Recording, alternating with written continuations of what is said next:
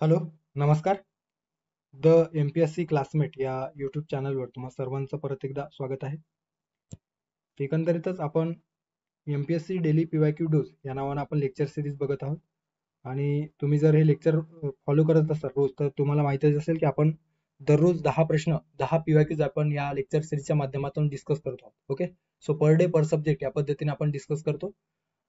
यासाठी आपण आपल्या टेलिग्राम चॅनलवर स्वतंत्रपणे क्विज बॅच देखील सुरू केलेले आहे, ज्याच्यामध्ये जे PYQs आहेत ते आपण त्या ठिकाणी क्विज फॉर्म मध्ये अवेलेबल करून देतो आणि त्या प्रश्नांचं सविस्तर विश्लेषण आपण या ठिकाणी करतो. ओके, सो या लेक्चरमध्ये आपण डे 79 या दिवशी अर्थशास्त्र या विषयाअंतर्गत प्रश्नांची जी 15वी PYQ ची जी सिरीज आपण त्या ठिकाणी पोस्ट केलेलं होतं, त्या प्रश्नांना या ठिकाणी सविस्तर विश्लेषण करणार आहोत.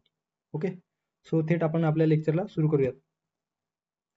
आता या ठिकाणी जो पहिला प्रश्न विचारण्यात आलेला आहे तो एकंदरीतच चलनवाढ संदर्भाने, जे काही चलनवाढीच्या संदर्भाने जो निर्देशांक, वेगवेगळे निर्देशांक काढला जातो आहे, ज्यामध्ये घाऊक किंमत निर्देशांक असेल किंवा ग्राहक किंमत निर्देशांक असेल, सो त्यांचा अभ्यास करणे आपल्या राज्यसेवा पूर्व परीक्षेच्या दृष्टीने खूप महत्वाचं आहे. ओके, आपण हे जे काही सिरीज बघत आहोत आणि त्यासाठी आपण राज्यसेवा पूर्व परीक्षेच्या अनुषंगाने इकॉनॉमिक्स संदर्भाने एक रिव्हिजन सिरीज देखील सविस्तर बघितलेली आहे, ज्याच्यामध्ये 8 ते 10 लेक्चरमध्ये आपण जे मोस्ट एक्सपेक्टेड टॉपिक आहेत, ज्यामध्ये पंचवार्षिक योजना असतील, लोकसंख्या हा टॉपिक असेल किंवा चलनवाढी संदर्भाने टॉपिक असतील, राष्ट्रीय उत्पन्न असेल, ते आपण त्या ठिकाणी सविस्तर डिस्कस केलेलं आहे.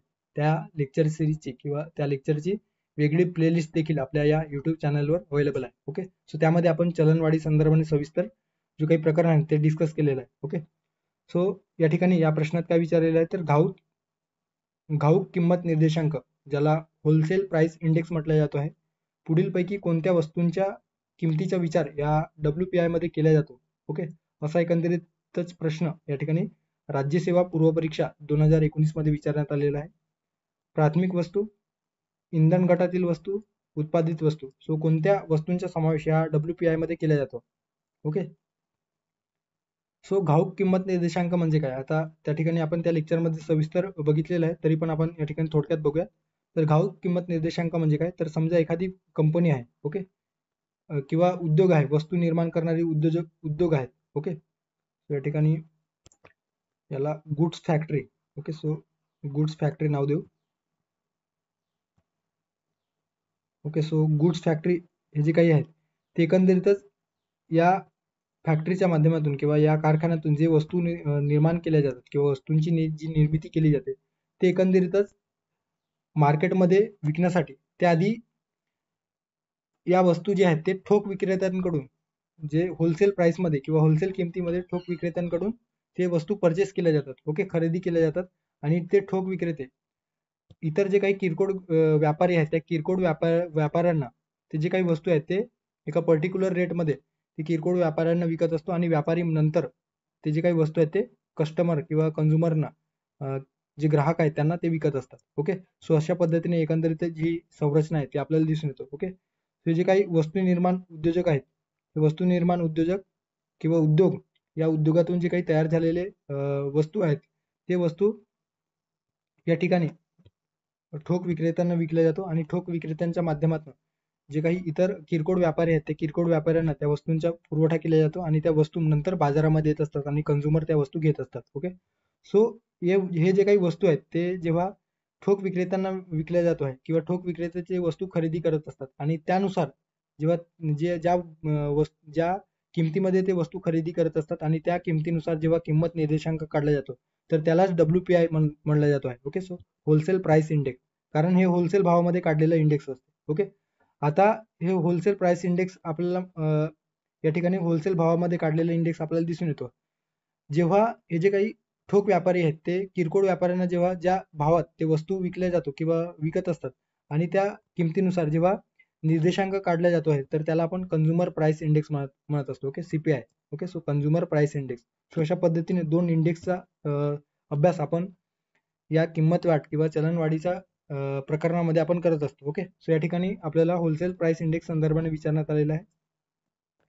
भारतामध्ये सर्वप्रथम 1942 मध्ये या होलसेल प्राइस इंडेक्सनुसार, ज्यामध्ये 23 वस्तूंचा विचार करण्यात आलेला होता आणि त्यानुसार प्रथमतः घाऊक किंमत निर्देशांक काढण्यात आलेला होता. ओके, सो त्यानंतर हळूहळू याच्यामध्ये बदल होत गेले आणि काही निकष याच्यामध्ये ऍड होत गेले. ओके, आता लेटेस्ट मध्ये विचार करायचं झालं तर 2012 मधील जे काही सौमित्र चौधरी, ओके, डॉक्टर सौमित्र चौधरी यांच्या अध्यक्षतेखाली एक समिती गठीत करण्यात आलेली होती आणि या समितीच्या शिफारशीनुसार 2017 मध्ये WPI मापनासाठी एक नवीन निकष तयार करण्यात आले आणि त्यानुसार 2011-12 हे आधारभूत वर्ष, ओके, फार महत्वाचं आहे.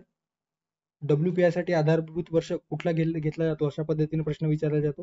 सो 2011-12 हे आधारभूत वर्ष, नवीन आधारभूत वर्ष स्वीकारून 697 या वस्तूंचा विचार करून त्या वस्तूंना 3 गटात विभागले गेले आणि त्या वस्तूंना 3 गटात विभागून त्यानुसार या होलसेल प्राइस इंडेक्स मध्ये जो काही निर्देशांक या ठिकाणी त्या वस्तूंच्या किमतीनुसार हे निर्देशांक काढला गेलेला आहे. ओके, सो यामध्ये प्राथमिक वस्तू 117 प्राथमिक वस्तूंचा विचार या होलसेल प्राइस इंडेक्स मध्ये केला जातो.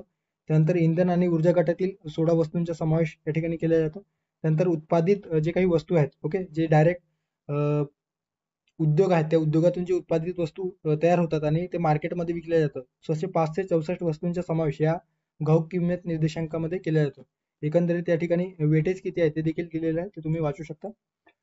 आर्थिक सल्लागार कार्यालय जे काही वित्त मंत्रालय, वाणिज्य व उद्योग मंत्रालय आहे, त्या वाणिज्य आणि उद्योग मंत्रालयाच्या संदर्भाने जे काही आर्थिक सल्लागार कार्यालय आहे त्या आर्थिक सल्लागार कार्यालयाच्या माध्यमातून दर आठवड्याला हे जी काही किंमत जे काही निर्देशांक आहे ते सादर केला जातो आणि हे जे काही निर्देशांक आहे ते दर महिन्याला पब्लिश होत असतो. ओके, सो दर महिन्याला हे जे काही निर्देशांक आहेत ते पब्लिश होत असतो.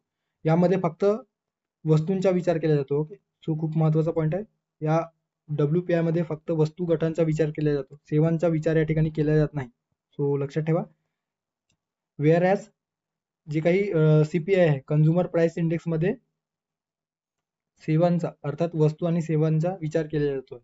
आता या ठिकाणी जे प्रश्नात विचारलेले होते की WPI मध्ये कोणत्या घटकांचा विचार केला जातो किंवा समावेश केला जातो. सो या ठिकाणी प्राथमिक वस्तू दिलेली आहे, बरोबर आहे. इंधन गटातील वस्तू याचा देखील समावेश केला जातो आणि उत्पादित वस्तू याचा देखील या ठिकाणी समावेश केला जातो. सो वरील सर्व, ओके, सो पर्याय क्रमांक 4 या प्रश्नाचं योग्य पर्याय आहे असं आपण म्हणू शकतो. पुढे जाऊया. पुढचा प्रश्न एकंदरीतच जे काही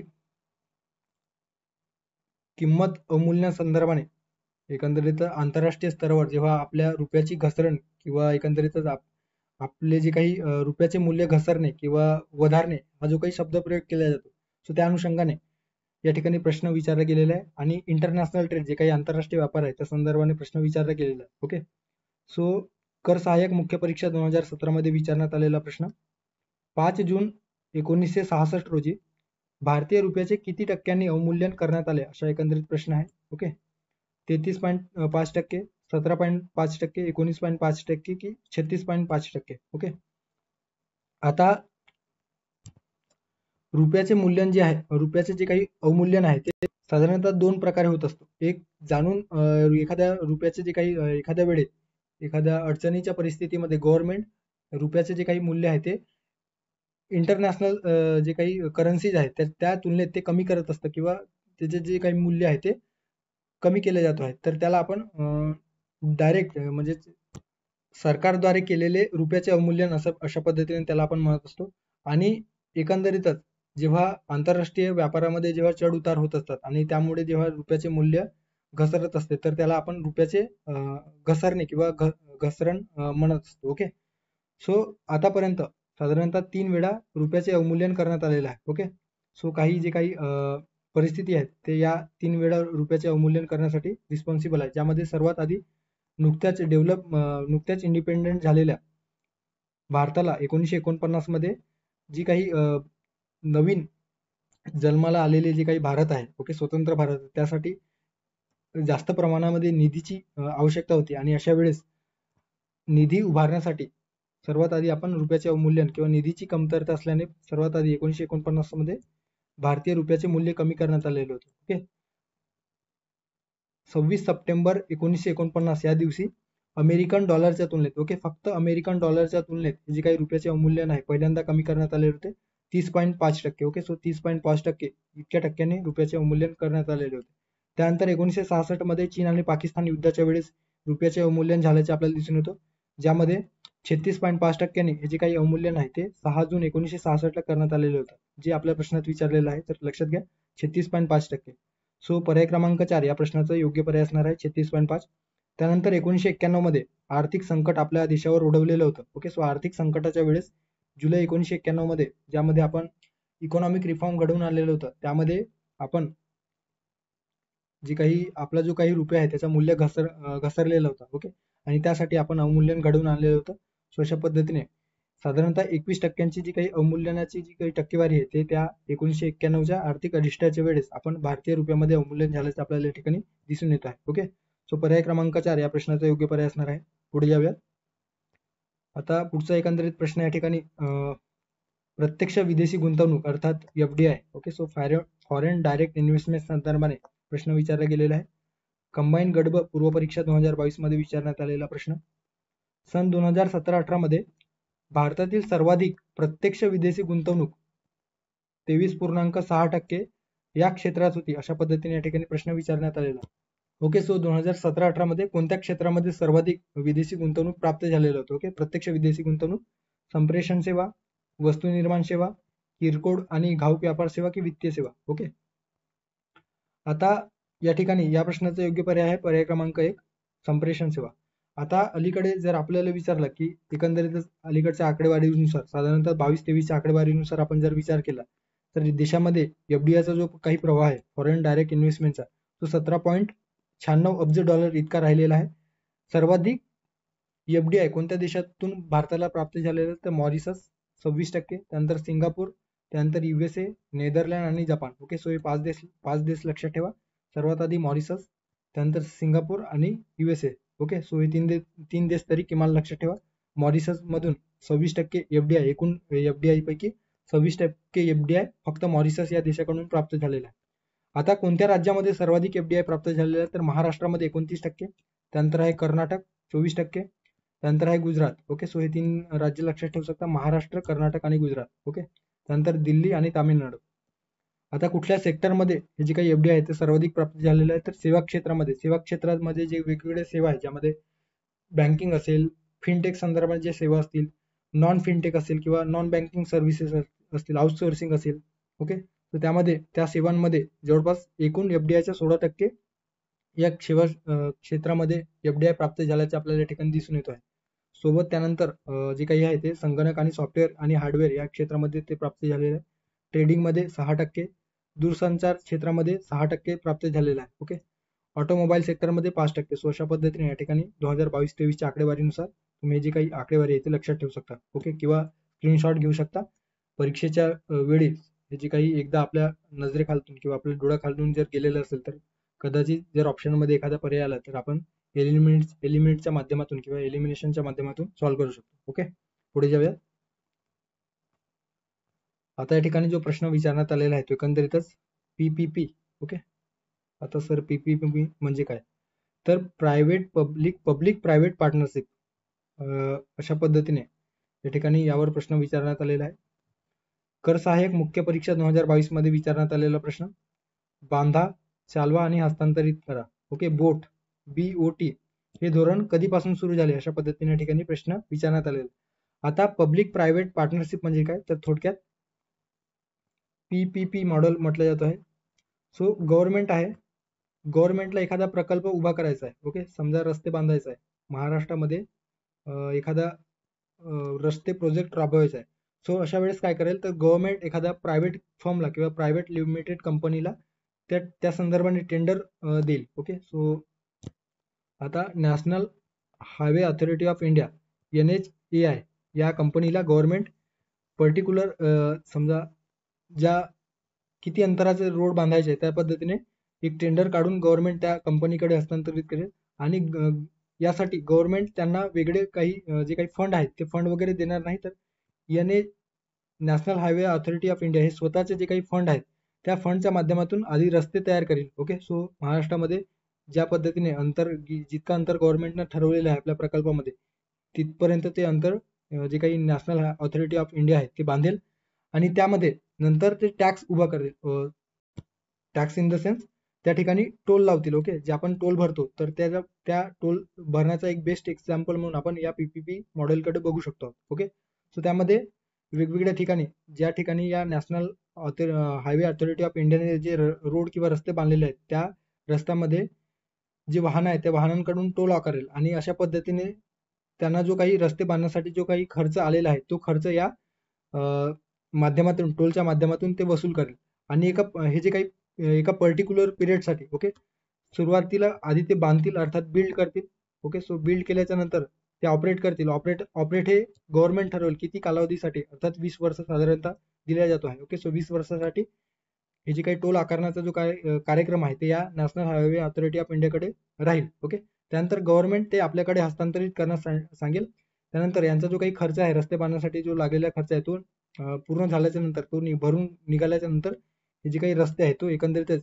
या ठिकाणचा जो टोल आहे तो ते टोल पासून किंवा टोल मुक्त करतील आणि ते जे काही रस्ते आहे तो गव्हर्नमेंटकडे हस्तांतरित करेल ओके सो अशा पद्धतीने याला BOT build operate and transfer म्हटलं गेलेलं आहे ओके सो पीपीपी मॉडेल आणि हे पीपीपी मॉडेलच्या माध्यमातून पब्लिक प्रायव्हेट पार्टनरशिपच्या माध्यमातून हे जे काही प्रोजेक्ट आहे ते उभारण्यात येतो रस्ते असतील पूल असतील रुग्णालय असतील ओके या संदर्भाने प्रायव्हेट कंपनीशी किंवा खाजगी कंपनीशी ते पूर्ण केले जातो आणि यासाठी खाजगी निधीतूनच ते पूर्ण केले जातो याचे वेगवेगळे मॉडेल आहेत ज्यामध्ये इंजिनिअरिंग प्राइसिंग आणि कन्स्ट्रक्शन अशा पद्धतीने ईपीसी मॉडेल म्हटलं गेलेलं आहे engineering pricing and construction model त्यानंतर build operate and transfer model okay BOT जे आपल्याला या ठिकाणी प्रश्नात विचारले गेलेले आहे त्यानंतर build operate lease and transfer okay आता बोल्टमध्ये काय होते तर बिल्ड म्हणजे तयार एखादी कंपनी तो प्रोजेक्ट तयार करेल त्यानंतर काही वर्ष त्यामध्ये ऑपरेट करेल त्यानंतर तो पैसे जर भरून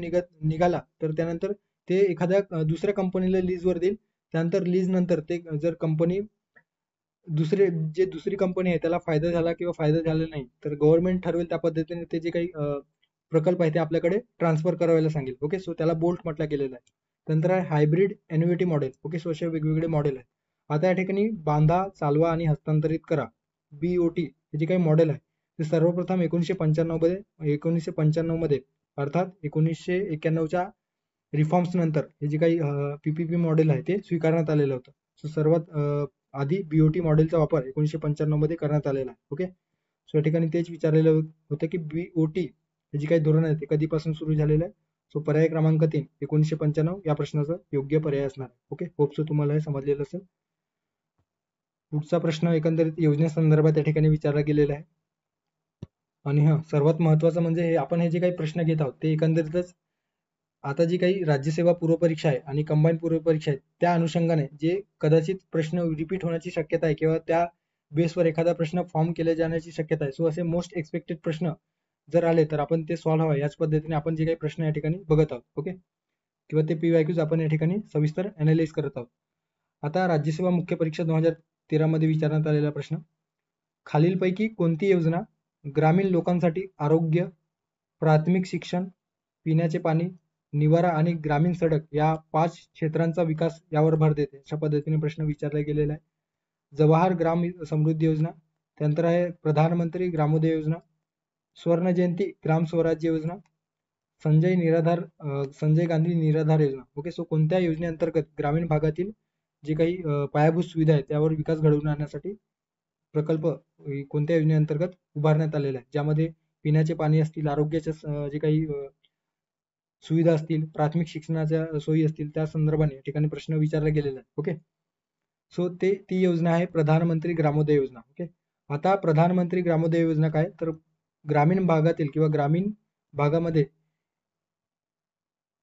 जी काही पायाभूत सुविधांचा विकास घडवून आणण्यासाठी ही जी काही योजना आहे ती सुरू करण्यात आलेली होती ओके सो ग्रामीण विकासावर प्राथमिक लक्ष केंद्रित करून ही योजना प्रामुख्याने सुरू करण्यात आली ज्यामध्ये गरिबी निर्मूलन असेल आरोग्य सेवा असतील शिक्षण असेल पायाभूत सुविधा असतील या माध्यमातून रोजगार उपलब्ध करून देणे किंवा रोजगाराच्या संधी निर्माण करणे असेल सो यासाठी हे प्रधानमंत्री ग्रामोदय योजना सुरू करण्यात आलेली आहे आता ग्रामीण विकास मंत्रालयाने सर्वप्रथम 2000 ते 2001 मध्ये ही जी योजना आहे ती सुरू केलेली आहे त्यानंतर 2002-3 मध्ये ग्रामीण विकास मंत्रालयाकडून ही जी योजना आहे ते नियोजन आयोगाकडे हस्तांतरित करण्यात आलेली होती नियोजन आयोगाने नंतर 2005-6 मध्ये नवीन एक भारत निर्माण योजना काढली आणि त्यानंतर जी काही ग्रामोदय योजना आहे ती बंद केलेली आहे ओके सो 2005-6 पासून ही जी काही योजना आहे ती बंद केलेली आहे यामध्ये आरोग्य असतील प्राथमिक शिक्षण असेल निवारा असेल पेयजल असतील ग्रामीण रस्ते असेल हे जे काही उपक्रम आहेत त्यामध्ये डेव्हलपमेंट घडवून आणण्यासाठी ही जी योजना आहे ती सुरू करण्यात आलेली होती. ओके, या ठिकाणी योग्य पर्याय असणार आहे पर्याय क्रमांक 2, प्रधानमंत्री ग्रामोदय योजना. ओके, पुढे जाऊयात.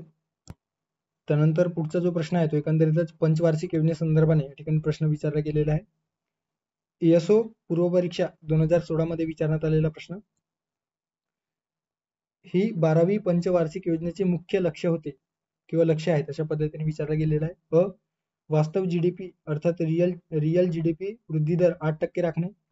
ब दिलेला आहे अर्भक मृत्यू दर 25 प्रति 1000 पर्यंत खाली आणणे, म्हणजे 1000 बालकांमागे जो अर्भक मृत्यू दराचा जो प्रमाण आहे तो 25 करणे. पायाभूत सुविधांच्या निर्मितीसाठी गुंतवणुकीची जी मर्यादा आहे ती जीडीपीच्या 9% पर्यंत वाढवणे अशा पद्धतीने. सो कुठला जे काही विधान आहे ते या ठिकाणी 12व्या पंचवार्षिक योजनेच्या संदर्भात योग्य असणार आहे. ओके, आता पंचवार्षिक योजनेसंदर्भाने आपण ऑलरेडी आपल्या या चॅनलवर आपण लेक्चर बघितलेले आहे, त्यामध्ये सर्व जे काही पंचवार्षिक योजना आहे ते आपण डिस्कस केलेले आहे. आता या ठिकाणी 12व्या पंचवार्षिक योजनेसंदर्भाने या ठिकाणी इन्फॉर्मेशन दिलेलं आहे. एकंदरीत कालावधी जर आपण विचारात घेतलं तर 1 एप्रिल 2012 ते 31 मार्च 2017 असा एकंदरीत या 12व्या पंचवार्षिक योजनेचा कालावधी ठरवण्यात आलेला होता. ओके, मात्र नवीन एनडीए गव्हर्नमेंट आल्याच्या नंतर जी काही पंचवार्षिक योजना आहे ती पंचवार्षिक योजना रद्द करण्यात आली आणि जे काही नियोजन आयोग होते ते नियोजन आयोग देखील नियोजन आयोगाच्या जागी नीती आयोग हे नवीन संस्था स्थापन करण्यात आलेली होती. ओके, 12व्या पंचवार्षिक योजनेचे जे अध्यक्ष होते ते मनमोहन सिंग आणि त्यानंतर उपाध्यक्ष कोण होते तर मॉन्टेग सिंग आलूवालिया. ओके, या योजनेचं नाव काय होतं तर जलद, अधिक समावेशक आणि शाश्वत विकास. ओके, सो शाश्वत विकास या 12व्या पंचवार्षिक योजनेसाठी कीवर्ड असणार आहे. ओके, सो ज्या प्रश्नामध्ये विचारलेलं असेल की कोणत्या पंचवार्षिक योजनेमध्ये शाश्वत विकास या घटकावर भर देण्यात आलेला आहे किंवा या बाबींवर भर देण्यात आला तर ते असणार आहे 12वी पंचवार्षिक योजना. यामध्ये वेगवेगळे जे काही उद्दिष्ट ठरवलेले होते. ओके, सो 6 गटांमध्ये हे उद्दिष्ट ठरवण्यात आलेले होते, ज्यामध्ये आर्थिक वाढ किती तर जीडीपीच्या साधारणतः 8.2% वार्षिक वृद्धी दर गाठणे अशा पद्धतीने होते. ओके, सो साध्य किती झालेलं आहे तर 6.9%. आणि हेच आपल्याला प्रश्नात विचारलेलं आहे. स्टेटमेंटमध्ये विचारले गेलेलं आहे की वास्तव जीडीपी वृद्धी दर 8% राखणे हे होते का तर साधारणतः वृद्धी दर जे आहे ते 8.2%. त्यामुळे जे स्टेटमेंट आहे ते या ठिकाणी योग्य असणार आहे. आता त्यानंतर आहे ब, अर्भक मृत्यू दर जे काही आहे तो 1000 बालकांमागे किंवा 1000 जन्म घेणाऱ्या बालकांमागे अर्भक मृत्यू दराचे प्रमाण 25 इतके करणे होते का तर हे देखील बरोबर असणार आहे. आरोग्य या अंतर्गत एकूण जो जनन दर आहे तो 2.1% कमी करणे. त्यानंतर शिशु मृत्यू दर ज्याला अर्भक मृत्यू दर म्हटलं गेलेलं आहे ते 1000 बालकांमागे 25 इतके कमी करणे आणि माता मृत्यू दर 1 लाख मातांमागे 100 इतके कमी करणे अशा पद्धतीचे जे उद्दिष्ट आहे त्या ठिकाणी ठरवण्यात आलेले होते. ओके, सो ब देखील या ठिकाणी योग्य असणार आहे. त्यानंतर आहे पायाभूत सुविधांच्या निर्मितीसाठी जी काही गुंतवणूक मर्यादा आहे ती जीडीपीच्या 9% पर्यंत वाढवणे होतं का. सो हे देखील बरोबर आहे. तर पायाभूत सुविधांच्या निर्मितीसाठी ओके पायाभूत सुविधांच्या विकासासाठी जे काही खर्च आहे ते खर्च जीडीपीच्या एकूण 9% इतका प्रमाण ठरवण्यात आलेलं होतं. ओके, सो जीडीपीच्या 9% या पायाभूत विकासासाठी खर्च करणे अशा पद्धतीने या ठिकाणी ठरवण्यात आलेलं होतं. ओके, सो क देखील या ठिकाणी योग्य असणार आहे. सो ब आणि क तीनही पर्याय या ठिकाणी किंवा विधान जे आहे ते बरोबर आहे. त्यामुळे पर्याय क्रमांक 4 या प्रश्नाचा योग्य पर्याय असणार आहे. ओके, वरीलपैकी सर्व बरोबर. त्यानंतर पुढचा जो प्रश्न आहे तो एकंदरीतच बेरोजगारी संदर्भाने या ठिकाणी प्रश्न विचारला गेलेला आहे. कंबाईन गट क. ओके, सो गट क मध्ये आलेला प्रश्न आहे. आधुनिक तंत्रज्ञानाचा वापर केल्याने कोणत्या प्रकारची बेरोजगारी उद्भवते. चक्रीय बेरोजगारी, तांत्रिक बेरोजगारी, हंगामी बेरोजगारी, प्रच्छन्न बेरोजगारी. ओके, आता चक्रीय बेरोजगारी म्हणजे काय तर जेव्हा तेजी मंदीची जेव्हा परिस्थिती असते आणि या तेजी मंदीच्या परिस्थितीमध्ये जेव्हा बेरोजगारीचे प्रमाण वाढतो किंवा बेरोजगारी जी उद्भवते तर त्याला आपण चक्रीय बेरोजगारी म्हणत असतो. ओके, सो तेजी मंदी कशामुळे येते तर मागणी आणि पुरवठ्यामुळे जी काही तेजी मंदी घडून येते तर त्या वेळेस जर बेरोजगारीची परिस्थिती निर्माण झालेली असेल तर त्याला आपण चक्रीय बेरोजगारी म्हणत असतो. तांत्रिक बेरोजगारी म्हणजे काय तर तांत्रिक बेरोजगारी नावाप्रमाणेच तंत्रज्ञानाचा अतिरिक्त वापर मानवी श्रमाचा किंवा मनुष्यबळाचा वापर न करता जेव्हा एखाद्या कामासाठी तंत्रज्ञानाचा वापर केला जातो आणि त्या कामासाठी जो काही मनुष्य गुंतलेला होता त्याला जेव्हा बेरोजगारी सहन करावं लागतो किंवा त्याचा जो रोजगार बुडतो तर त्या अशा वेळेस आपण त्याला तांत्रिक बेरोजगारी म्हणत असतो. ओके, सो अलीकडे जी काही दिवसेंदिवस आपण बघत आहोत की तांत्रिक बेरोजगारी वाढत आहे. ओके, एकंदरीतच एआयच्या या युगात, आर्टिफिशियल इंटेलिजन्सच्या युगामध्ये जे काही प्रमाण आहे तांत्रिक बेरोजगारीचा, ते दिवसेंदिवस वाढल्याचे आपल्याला दिसून येते. ओके, सो हेच या ठिकाणी विचारण्यात आलेलं आहे. अत्याधुनिक तंत्रज्ञानाचा वापर, सो तांत्रिक बेरोजगारी यामुळे आपल्याला निर्माण होत असल्याचे दिसून येते. हंगामी बेरोजगारी म्हणजे काय, तर एका विशिष्ट कालावधीसाठी जेव्हा रोजगार प्राप्त होतो आणि इतर कालावधीसाठी जेव्हा व्यक्तीला बेरोजगार राहावं लागते. ओके, सो त्यावेळेस आपण हंगामी बेरोजगारी किंवा हंगामी स्वरूपाची बेरोजगारी आपण म्हणत असतो. ओके, उदाहरणार्थ उन्हाळ्यात जे काही बर्फ विकणारे किंवा शीतपेय विकणारे जे व्यापारी असतात किंवा हिवाळ्यामध्ये जे काही गरम कपडे विकणारे जे काही व्यापारी असतात, त्यांना अशा पद्धतीने जे काही सीजनल बेरोजगारी, ज्याला सीजनल म्हटलं गेलेलं आहे, हंगामी बेरोजगारी, त्याला सहन करावा लागतो. त्यानंतर आहे प्रच्छन्न बेरोजगारी. प्रच्छन्न बेरोजगारी किंवा त्याला छुपी बेरोजगारी म्हटलं जातो आहे, आणि हे साधारणतः शेती क्षेत्रामध्ये आपल्याला दिसून येतो. ओके, ज्या शेती क्षेत्रातून उत्पादनाच्या प्रमाणामध्ये रोजगारीच्या प्रमाणात वाढ केल्याच्या नंतर देखील उत्पादनाच्या प्रमाणात जर वाढ होत नसेल, तर अशा वेळेस त्या ठिकाणी प्रच्छन्न बेरोजगारी निर्माण झालेली आहे, असं आपण म्हणत असतो. ओके, सो याला प्रच्छन्न बेरोजगारी म्हटलं गेलेलं आहे.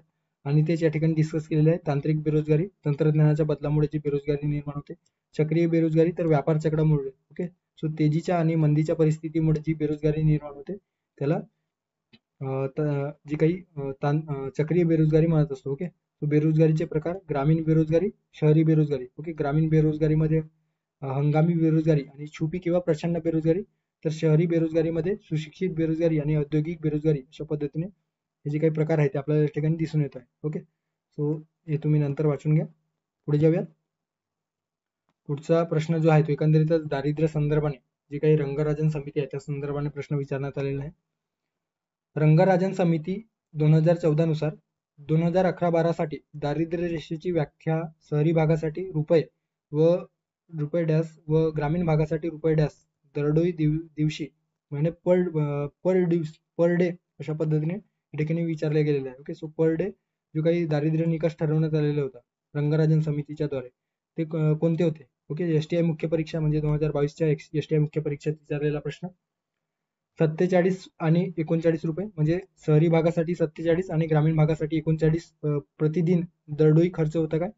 47, 31, 67, 32 की 47, 32. ओके, आता रंगराजन संदर्भात आणि या ठिकाणी हे जे काही दारिद्र्य संदर्भात जे प्रकरण आहेत ते देखील आपण त्या ठिकाणी सविस्तर डिस्कस केलेलं आहे. ओके, दारिद्र्याचे प्रकार, हे जे काही प्रकार आहेत, ओके, ते देखील आपण त्या ठिकाणी डिस्कस केलेलं आहे. सो दारिद्र्य संदर्भाने दोन महत्वाची समिती, एक आहे तेंडुलकर समिती आणि दुसरी आहे रंगराजन समिती. ओके, सो 24 मे 2012 नियोजन आयोगाद्वारे रंगराजन समिती ची स्थापना करण्यात आली. ओके, सो सी रंगराजन यांच्या अध्यक्षतेखाली ही समिती गठीत करण्यात आली होती. यामध्ये डॉक्टर महेंद्र देव, डॉक्टर के सुंदरम, डॉक्टर महेश व्यास आणि के एल दत्ता हे जे काही सदस्य आहेत ते या रंगराजन समितीचे सदस्य होते. या समितीने आपला जो अहवाल आहे तो 30 जून 2014 सादर केलेला आहे. लक्षात ठेवा, 30 जून कोणत्या दिवशी अहवाल सादर केला, तर 30 जून 2014 त्यांनी अहवाल सादर केला. आता दारिद्र्याच्या टोपणीमध्ये जे काही दारिद्र्य निकष जो निकष पद्धती सुरू होती, तर त्यामध्ये त्यांनी काही घटकांचा भर करण्यास सांगितलेलं होतं, ज्यामध्ये दारिद्र्याच्या निकषामध्ये शिक्षण आहे, कपडे आहे, निवारा आणि वाहन खर्चाचा समावेश करा, अशा पद्धतीने त्यांनी सांगितलेलं होतं. ओके, सो कॅलरी निकष आधारावरच त्यांनी हे जी काही दारिद्र्य संदर्भाने जी काही निकष आहे ते मांडलेलं होतं. मात्र यासाठी मॉडिफाईड मिक्स रिकॉल पिरियडचा वापर त्यांनी केलेला होता. ओके, आणि त्यानुसार त्यांनी रोजगारीचा जो काही एकंदरीत दारिद्र्याचा जो काही प्रमाण आहे ते मोजलेलं होतं. आता 2011-12 मध्ये ग्रामीण भागासाठी त्यांनी जी काही आधीची जी काही कॅलरी निकष होती 2400 कॅलरी, ती आता त्यांनी 2155 कॅलरीज हा नवीन निकष स्वीकारलेला होता. आणि त्याकरिता दरडोई जो काही मासिक खर्च आहे ग्रामीण भागासाठी तो 972 रुपये, तर दरडोई प्रतिदिन खर्च 32 रुपये. ओके, सो ग्रामीण भागासाठी दरडोई प्रतिदिन खर्च किती आहे, तर 32 रुपये अशा पद्धतीने त्यांनी शिफारस केलेली होती. ते शहरी भागासाठी जो आधीची जी कॅलरी निकष होती तर त्याऐवजी 2090 हे जे काही कॅलरी निकष आहे ते नव्याने ठरवण्यात आले. आणि या 2090 कॅलरी निकषासाठी शहरी भागामध्ये मासिक जो काही खर्च आहे, ओके, दरडोई मासिक खर्च 1407 रुपये, तर प्रतिदिन जो काही दरडोई खर्च आहे तो 47 रुपये. ओके, सो प्रतिदिन जो काही आहे तो 47 रुपये शहरी भागासाठी, तर ग्रामीण भागासाठी प्रतिदिन दरडोई खर्च 32 रुपये. ओके, सो अशा पद्धतीने या ठिकाणी 47 आणि 32 या ठिकाणी योग्य असणार आहे. सो पर्याय क्रमांक 4 या प्रश्नाचा योग्य पर्याय आहे असं आपण म्हणू शकतो. त्यानुसार त्यांनी दारिद्र्य मोजले तर त्यांना एकूण जो काही दारिद्र्याचे प्रमाण 2011-12 मध्ये 29.5% इतके भरलेले आपल्याला दिसून येतो. ओके, सर्वाधिक जे दारिद्र्याचे प्रमाण आहे ते छत्तीसगडमध्ये त्यांना निदर्शनास आले. त्यानंतरचा पुढचा प्रश्न, general theory of employment, interest and money हे जे काही पुस्तक आहे ते खालीलपैकी कोणत्या अर्थतज्ञाने लिहिलेलं आहे अशा पद्धतीने प्रश्न विचारला गेलेला आहे. वनसेवा मुख्य परीक्षा 2018 मध्ये विचारण्यात आलेला प्रश्न. Adam Smith, David Ricardo, John Maynard Keynes आणि G S Smith. Okay, so general theory of employment, interest and money हे जे काही पुस्तक आहे ते John Maynard Keynes, okay, so JM Keynes ज्याला म्हटलं गेलेलं आहे, यांनी 1936 मध्ये जे काही पुस्तक आहे ते प्रकाशित केलेलं आहे. Okay, so the general theory of employment and money, employment, interest and money या नावाचं पुस्तक 1936 मध्ये त्यांनी पब्लिश केलेलं आहे. ओके, सो पर्याय क्रमांक 3 या प्रश्नाचं योग्य पर्याय असणार आहे. ओके, आता त्यांनी स्वतंत्रपणे केनिशियन मॉडेल मांडलेलं आहे. ओके, सो केनिशियन मॉडेल म्हणजे काय, तर थोडक्यात आता यासाठी एक बेसिक जे काही बॅकग्राऊंड आहे तर बॅकग्राऊंड जाणून घेणे गरजेचं आहे. जी काही आधी 1900 क्लासिकल इकॉनॉमिक किंवा क्लासिकल इकॉनॉमिक थेअरी म्हटलं गेलेलं आहे. सो 1929च्या आधी अर्थव्यवस्थेमध्ये जे काही भांडवलशाही देश होते तर त्या देशामध्ये जी काही अर्थव्यवस्था होती ती क्लासिकल प्रकारची अर्थव्यवस्था होती. क्लासिकल प्रकारचे म्हणजे काय, तर त्या देशाची अर्थव्यवस्था हे मोठमोठे जे उद्योजक आहेत, व्यापारी वर्ग आहेत किंवा जे भांडवलदार आहेत त्यांच्याकडून ते अर्थव्यवस्था नियंत्रित व्हायची. मात्र 1929 मध्ये जेव्हा अमेरिकेमध्ये किंवा अमेरिकेसारख्या जे काही भांडवलशाही देश आहेत तर त्या देशामध्ये खूप मोठा रिसेशन घडून आलेलं होतं. Okay, so as a economic student मी तुम्हाला हे योग्य प्रकारे सांगण्याचा नक्कीच प्रयत्न करेन. सो 1929 मध्ये एक फार मोठं आर्थिक संकट ओढवलेलं होतं आणि जागतिक स्तरावर त्याचा इम्पॅक्ट झालेला होता. आणि अशा वेळेस जो काही अर्थव्यवस्था आहे ते फार अर्थव्यवस्था कोसळलेली होती. ओके, एकंदरीत प्रत्येक देशाची अर्थव्यवस्था ही खालावलेली होती. आणि अशा वेळेस जो काही आधी क्लासिकल थेअरीमध्ये जो भांडवलशाहीचा जो हस्तक्षेप होता, भांडवलदारांचा जो हस्तक्षेप होता, तो 1929च्या नंतर केन्स यांनी जो काही JM केन्स, ओके, सो या JM केन्स यांनी जो काही मॉडेल मानलेलं होतं त्याला केन्स मॉडेल म्हटलं गेलेलं आहे. ओके, सो JM केन्स यांनी the general theory employment, interest and money हे जे काही पुस्तक आहे ते 1929 नंतर प्रकाशित केलं आणि त्यामध्ये त्यांनी असं सांगितलेलं आहे की अर्थव्यवस्थेमध्ये सरकारला आपला जो काही हस्तक्षेप आहे तो हस्तक्षेप वाढवायला पाहिजे आणि जो काही गुंतवणुकीचा जो काही प्रमाण आहे त्यामध्ये सरकारने अधिक भर द्यायला पाहिजे. एकंदरीतच अर्थव्यवस्था हे सरकार नियंत्रित असायला पाहिजे. ओके, थोडक्यात काय, तर जी काही अर्थव्यवस्था आहे ती गव्हर्नमेंट कंट्रोल असायला पाहिजे. ओके, इकॉनॉमिक्सवर कोणाचा कंट्रोल असायला पाहिजे, तर गव्हर्नमेंटचा कंट्रोल असायला पाहिजे अशा पद्धतीने त्यांनी सुचवलेलं होतं. ओके, आणि तेच जी काही थिअरी आहे तर त्याला आपण केनेशियन थिअरी किंवा केनेशियन मॉडेल म्हणत असतो. ओके, आणि त्या मॉडेलच्या माध्यमातून काय होईल, तर जी काही खर्च ज्यामध्ये वस्तू आणि सेवांचे जे उत्पादन आहे, जी काही मागणी आणि पुरवठा आहे ते गव्हर्नमेंट नियंत्रित करतील आणि त्या पद्धतीने गव्हर्नमेंट नियंत्रित करेल तर अशा वेळेस अर्थव्यवस्थेला अधिक चालना मिळेल अशा पद्धतीने त्यांनी हे जे काही सर्कल आहे, केनिशियन मॉडेल आहे ते त्यांनी मांडलेलं होतं. ओके, या ठिकाणी बघू शकता गव्हर्नमेंटद्वारे जे काही अर्थव्यवस्था आहे ते गव्हर्नमेंटद्वारे एक्सपेंडिचर आणि लोअर टॅक्सच्या माध्यमातून जे काही गव्हर्नमेंटने जास्तीत जास्त अर्थव्यवस्थेमध्ये खर्च करायला पाहिजे आणि जे काही टॅक्स आहे, जी टॅक्स आकारण्याचा जो काही दर आहे तो कमी ठेवायला पाहिजे अशा पद्धतीने त्यांनी जे काही सिद्धांत आहे आपल्या पुस्तकात मांडलेलं होतं. ओके, आता हे जे काही चक्र आहे तर चक्र काय दिलेलं आहे, तर यामध्ये जर गव्हर्नमेंटने जास्तीत जास्त खर्च केला तर काय होईल, तर एक तर जे काही गुंतवणूकदार आहे त्या गुंतवणूकदारांना जो काही टॅक्स भरावा लागतोय, टॅक्स जास्त भरल्या कारणाने त्यांना अधिक प्रमाणामध्ये गुंतवणूक करता येत नाही. आणि जर गव्हर्नमेंटने टॅक्सचा जो काही दर आहे, ओके, कराचा जर दर कमी केला तर जो काही स्पेंडिंग आहे उद्योजकांच्या बाबतीत तो स्पेंडिंग वाढेल.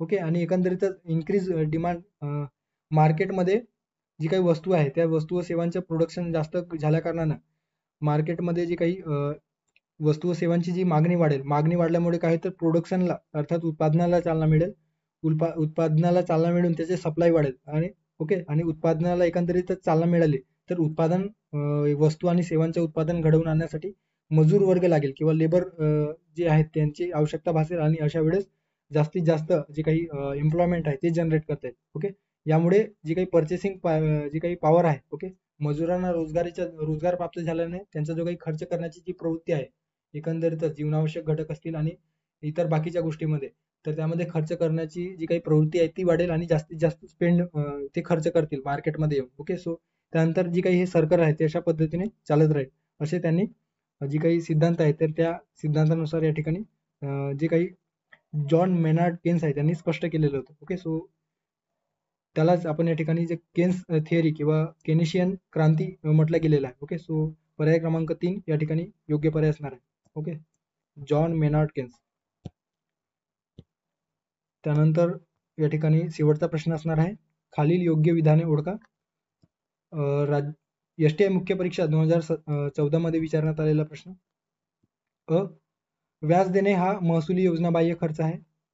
त्यानंतर ब, सार्वजनिक उपक्रमांना दिलेले कर्ज भांडवली योजनेअंतर्गत येतात. ओके, जे काही सार्वजनिक, ज्याला पब्लिक फायनान्स किंवा सार्वजनिक वित्त या अंतर्गत जे काही खर्च अर्थात जे सार्वजनिक खर्च आहे तर सार्वजनिक खर्चा संदर्भाने या ठिकाणी प्रश्न विचारला गेलेला आहे. ओके, सो कुठला स्टेटमेंट या ठिकाणी बरोबर आहे. आता सार्वजनिक खर्चाचे 2 प्रकारांमध्ये विभाजन करतो आहोत. ओके, महसुली खर्च आणि भांडवली खर्च.